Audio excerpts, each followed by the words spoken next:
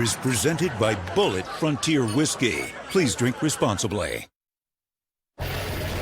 Pardon the interruption, but I'm Mike Wilbon. Tony, I'm told it's National Vanilla Cupcake Day. Tony Kornheiser, Vanilla Cupcake? That was my boxing nickname. Oh, you want to admit to that one? Yeah. That suggests maybe you took a few standing 8 counts. I took standing 8 counts before they rang the bell to let me go across the ring. That's smart. That's the way to go.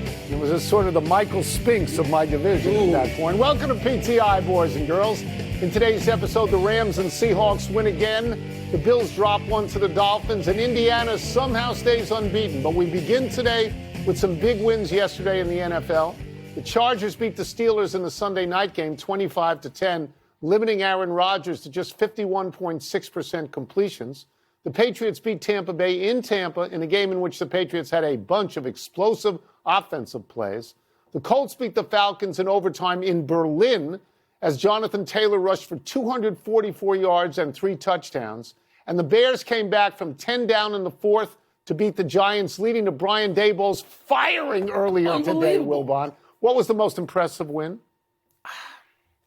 I'm drawn to Taylor, and the Colts could have lost that game. Perhaps even should have lost that game. I can't figure out Atlanta. Can't figure out Atlanta. 1 week Atlanta gives you some win. You go, oh, let me get on to Atlanta and Bijan Robinson. No. And then they just go away. No. God. But Taylor, see, I don't want to hear he's in the running for MVP. No, he's the damn MVP. Right now, and these people who just want to give it to a quarterback, this is not the Heisman. No. Okay? So Taylor, to have 17 touchdowns already 15 rushes this season. 15 rushes in 10 games. Yeah. So what does he have to do? And when he went down the sideline on that run, you're like, okay, this is now like real football, which I appreciate from where I'm from, that a great running back can carry a team. And it doesn't mean his quarterback isn't worthy of praise, because he is. It doesn't mean the defense doesn't have to chip in. They have to play complimentary football, because they do. He's the MVP. Yeah. He delivered them in an important game so they don't go down 2-0. You're not talking about the Bears yet. You're going to wait for me to talk, and then you're going to talk about the Bears? Tony, they should have won. They almost lost. They angered me again. Yeah. No, I understand, because we had that conversation. Yes, again. Yes. It made me crazy. Yeah. The cardiac Bears are taking years off my life. And you thought that if Jackson Dart had played the whole game, that they would have Giants would have won. The Giants would have won again. So I'm going to pick the Patriots here, and I'm glad that we're not going to conflict. Totally reasonable. I'm going to pick the Patriots, who are now 8-2. Last year at this time, they were 3-7. Okay? The Patriots have now won their 2 toughest games to this point, at Buffalo and at Tampa. They won a close game in Tampa against a team that always wins those kinds of close games, right? They are going to win the AFC East. They're actually going to win that. And in the last 2 years, they've won only 8 games in both years combined, 8-26. This is 2 people. This is Mike Vrabel and Drake May. And I can't even imagine that Mike Vrabel is not going to be Coach of the Year. No, I can't imagine. Some competition. Nobody saw this coming. You might have said there'll be an improvement, but not this kind of explosion. Yeah. I agree with you on Indianapolis. Nobody saw that coming either. No. I agree with you that he's the MVP, though I seem to recall a couple of days last week you were saying you thought Sam Darnold was the MVP. Sam Darnold, look, right? If I start listing people behind him, I'm going quarterbacks, one in Los Angeles, one in Seattle. Yeah, okay. I'm going to get quarterbacks back in it, but it's Taylor. I'll say one other thing, because we didn't get to the Chargers. That's a fine win. But I've said on this show, and you have agreed, that Pittsburgh does not pass the eye test consistently. And the Chargers, they don't win in a scintillating way. But I did not know this until this morning. In the last 3 games, they've only allowed a total of 26 points. The defense has been better. Very good. Let me just ask you this question real quickly. Yeah. Aaron Rodgers suddenly looked slightly on the verge of old to you? He has looked on the verge of old, because it doesn't look like he can go down the field. But then he threw that Hail Mary that went 65 yards in the air, so I don't know. But they don't look like the sum of all of the parts is great enough there. Good. Let's stay that way for 2 more weeks. Oh, you got to visit to Soldier Field. Okay. I'd like to see them look feeble just a little while longer. Let's move to the top of the NFC West, where the Rams and Seahawks are now tied at 7-2. The Rams hopped out to a 21-0 lead over the Niners and won 42-26 as Matthew Stafford, one of my MVP runner-ups. Yeah. Threw for 4 touchdowns. The Seahawks, thanks in part. I got stats on Stafford for you. Oh, good. Well, thanks to two DeMarcus Lawrence scooping scores, the Seahawks jumped out to a 35-0 lead against the Cardinals before winning 44-22. So which team do you think, Tony, more highly of right now? They meet Sunday, Rams or Hawks? So I feel like I said this the other day on Friday because I did. I said exactly this. I think Seattle is a very good team. I don't put a whole lot of stock in them destroying Arizona on Sunday because Arizona stinks, as anyone can see if you watch that game. The Rams beat a tougher opponent. The Rams beat San Francisco, and they beat them on the road, and they put 42 on them, and San Francisco had not allowed more than 30 all year. Matthew Stafford threw 4 touchdown passes again, and here are the stats, and they are amazing. Matthew Stafford in his last 6 games has 20 touchdown passes and, count them, no interceptions. Flawless. For the year, he has 25-2. In his last 3 games, 13-0. He is on pace for 47 touchdown passes and 4 interceptions. Kurt Warner land. These are video game numbers. And I think I know how good Sam Darnold has become, and he ain't this good. Yeah, but he doesn't have to be this good by himself. I like what I'm taking Seattle. I know you are. And so going into Sunday's game, which is a marquee game, that is the marquee game of the weekend. And I'm looking at Seattle because, one, they've got just places where that offense can explode. It doesn't have to be all on Sam Darnold. The defenses are comparable. They're both really good. The Rams are in like second in points allowed, 11th in yards, so you can move it, but you're not scoring against them. But Seattle's defense is not the Legion of Boom, but it's really good as well. I'm going to take Seattle. And, Tony, Sam Darnold has something that Matthew Stafford doesn't have. He still has something to prove. Okay. Because Minnesota let him go. Matthew Stafford's going the Hall of Fame. He is. He's going the Hall of Fame. And he's the runner-up right now for MVP for me this year. But Sam Darnold is still got to be – when you are a professional athlete of that stature and a second team after you were great for 16 of 18 games says, we're going to wave bye-bye to you for an unproven rookie. No, you still have something to prove, and I like what he's got in front of him. Do you want to hear a set of numbers that is very impressive about Seattle? Seattle, in the last 45 years, since 1980, Seattle is only the second team to score at least 30 points in the first half in 3 games. Yeah. They were up 35-0 yesterday. And if that was Little League, it would have been the mercy rule. They would have called that game.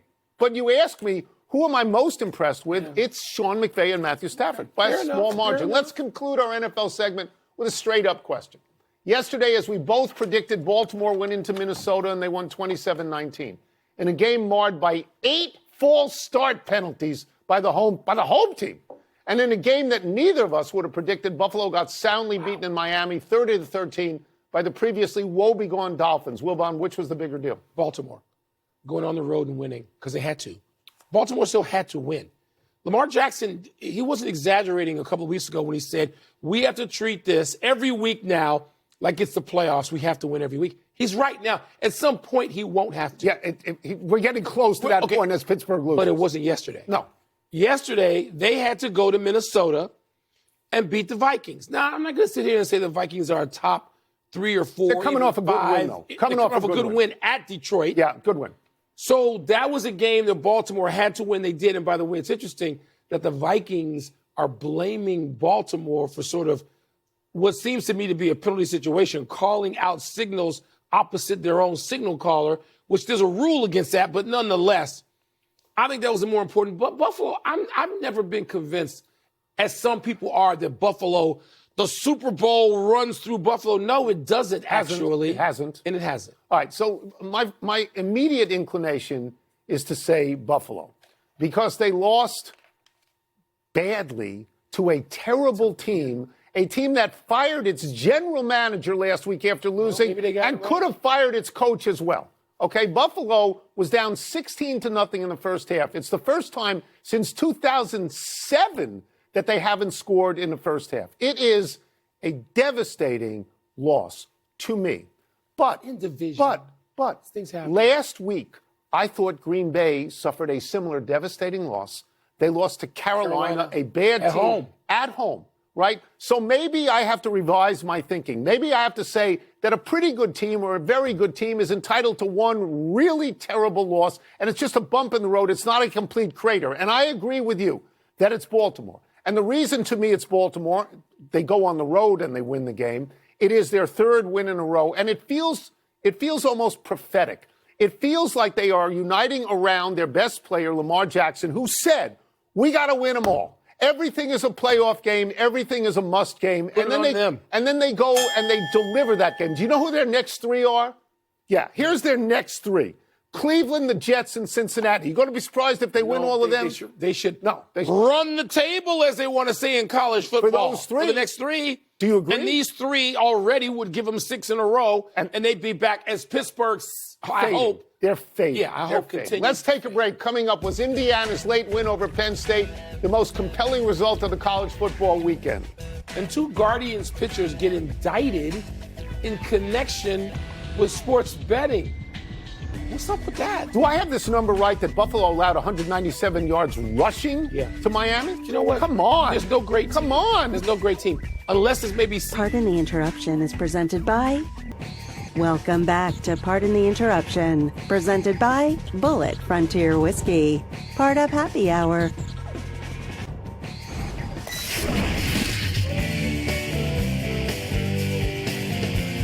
Time to find out what's vexing our viewers in mail time. Let me see what's first here. Go to the glasses for this. Mail time? Here we go.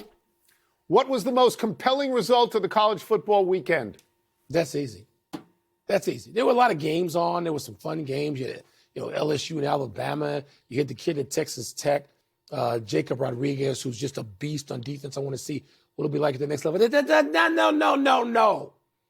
Indiana, Penn State.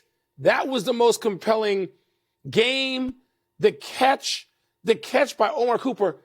Tony, that's the greatest catch I've ever seen in college football because of what was at stake in part. First of all, just the catch.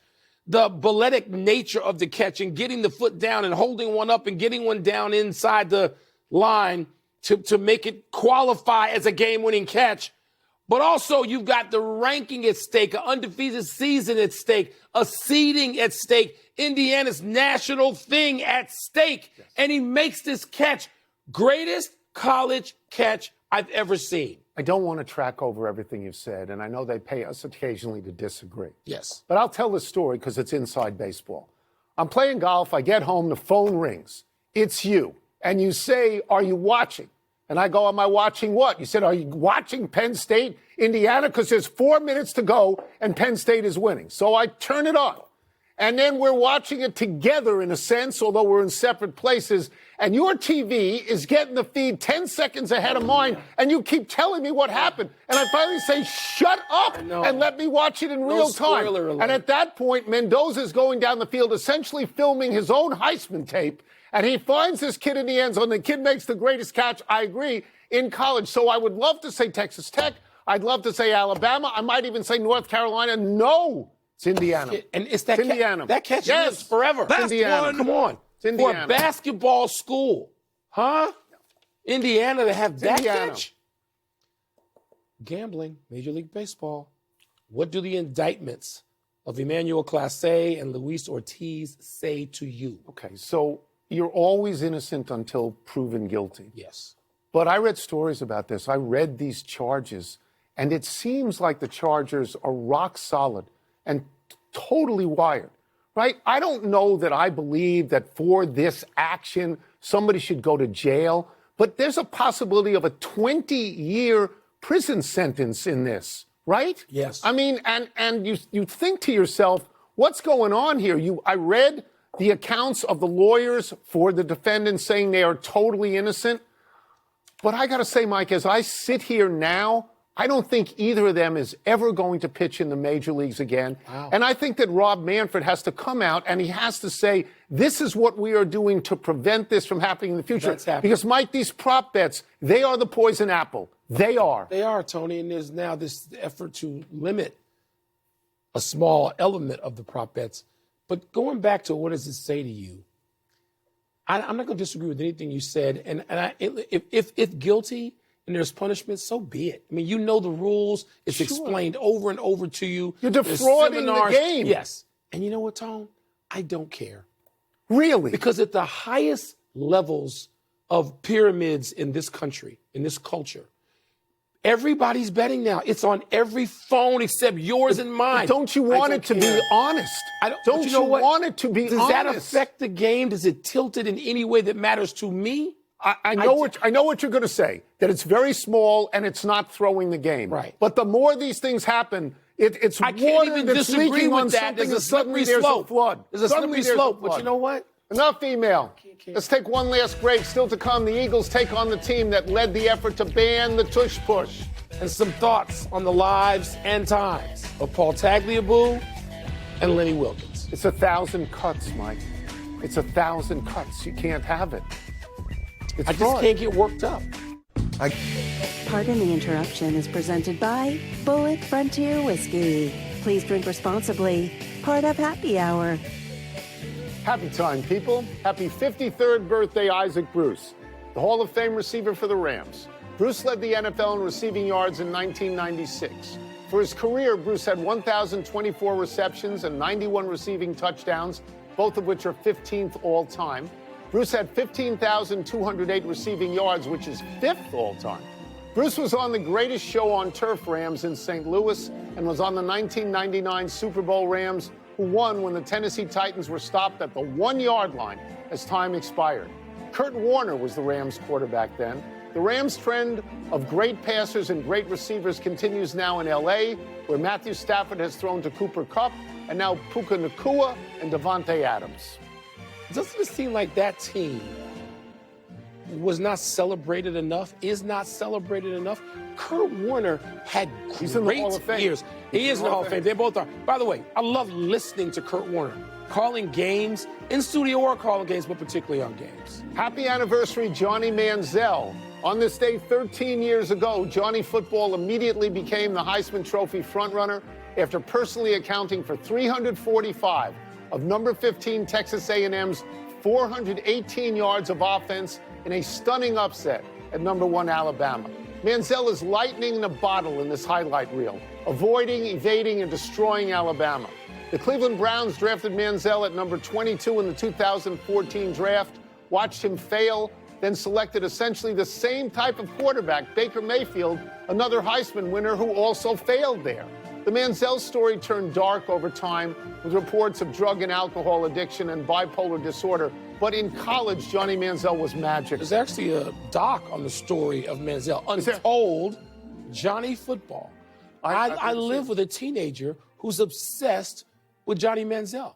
He just can't get enough of Johnny Manziel. We were doing this show then. That kid was great. He was great. He was a great college football player. A melancholy trails Paul Tagliabue. The former commissioner of the NFL died Sunday at the age of 84. Tagliabue succeeded Pete Rozelle in the role and spent 17 years as a great steward. The most important thing about Tagliabue's tenure was the cultivation of labor peace. His relationship with Gene Upshaw prevented season-stopping labor issues that had plagued the NFL and other leagues. Tagliabue kept the Saints in New Orleans after Hurricane Katrina. That was a big deal. Also, he had the second most rebounds ever at Georgetown when he finished his basketball career there. Mike, I know that you were close with Tagliabue. Tony, it became that way over time. First covering him when I was covering the league and was there for the day he was sort of elected to be the commissioner of the NFL following Pete Rozelle, who just sort of left quickly. And it took a while to install Tagliabue. But then, he and his wife, Chan, who I adore. They live in Washington as sort of neighbors. And we have known Paul Tagliabue. We knew him for many, many years. You mentioned the labor piece, the partnership with Gene Upshaw, just the way he handled the Rooney Rule. I know the whole concussion thing confounded him at times as the NFL grappled with that at the beginning stages.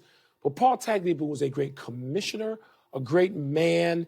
And it's just, it is sad that we are now without him. He seemed, for a person in that role, he seemed a very progressive man. Yes, you don't often get in that. Without question. And another melancholy trails Lenny Wilkens. The legendary NBA player and coach died Sunday at the age of 88.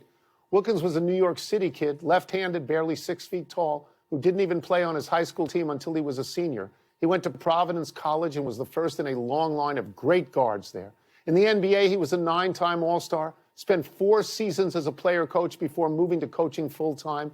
In all, he spent 32 seasons in coaching, retiring as the leader in wins, loss, and games coached. He's in the Hall of Fame as a player and a coach, one of only 5 men to do that. You know what else he was the only guy to do, Tony? to coach and never coach a Hall of Famer in his prime. The only one he coached in his prime was himself, because he was a player coach, as you mentioned. And speaking of this, there's a thread to me with Lenny Wilkens and Paul Tagliabue. They were both eloquent. You know what I mean? I mean, these were learned, literate men who made their living in sports, but they were so much more than that, so many dimensions. And to lose them on the same day, I'm trying to figure out what to make of that. Let's go to the big finish if we could. Joe Burrow returned to limited practice for the Bengals. He can be activated within the next 21 days. Is that a big deal? A huge deal if they can get him back. Dan Campbell took over play calling duties as the Lions crushed the Commanders. Your thoughts? It worked. Keep doing it. Yeah. Don't worry about the brain drain anymore. No. Former LSU coach Brian Kelly has reportedly turned down 2 settlement offers. He wants the full $54 million remaining on his contract. Does that make sense? Not a penny less. What do they think? You're going to get a discount? You fired me and now you want a discount? Nathan McKinnon, Avalanche, has 9 points in the last 2 games. I know you're impressed. I think he's leading league in scoring, and second is who? Is it one of your guys? Mr. Bedard, he's coming. Last one, Monday Night Football, Eagles at Packers. Who got in this one? I'm obsessed with this game. Yeah. I can't wait for this game. It's at Lambeau. I think the snow moved through. We should have yesterday's weather. You're not rooting for the Packers, are you? Oh, no. I know. No. We are out of time. We will try to do better the next time, and I am Tony Kornheiser. I'm Mike Wilbon. Same time tomorrow, Knuckleheads. I can hate this quarterback like I hated the others in Green Bay. Now to get you set for Monday Night Football, here's Scott Van Pelt. But you're rooting for the Eagles, and you hate Philadelphia. Yeah. And you hate the Eagles. Eagles. Fly, Eagles, fly. Go Birds, go Pack, go. Just